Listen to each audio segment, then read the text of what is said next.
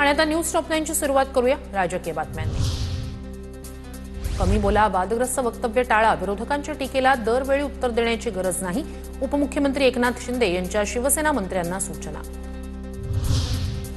महायुतीतील वाद, अमित शहांच्या दरबारी, वादग्रस्त मंत्र्यांबाबत शिंदे आणि शहांमध्ये 25 मिनिटं बंद दाराआड चर्चा।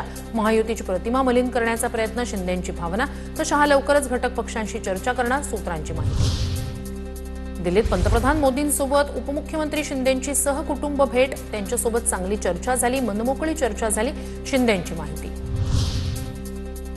उद्धव ठाकरेंची आज दिल्लीत सकाळी 11 वाजता पत्रकार परिषदेनंतर उद्धव ठाकरे संसद भवनातील पक्षाच्या कार्यालयाला भेट देणार। उद्धव ठाकरे आज इंडिया आघाडीच्या बैठकीत होणार सहभागी। दरम्यान गांधी परिवाराकडे ठाकरे स्नेहभोजनासाठीही जाणार। गोव्यात आज राष्ट्रीय ओबीसी महासंघाचं राष्ट्रीय महाअधिवेशन, मुख्यमंत्री देवेंद्र फडणवीस यांच्या उपस्थितीत सकाळी 11 वाजता अधिवेशनाला सुरुवात होणार। महाराष्ट्रातील सर्व ओबीसी नेते उपस्थित राहण्याची शक्यता।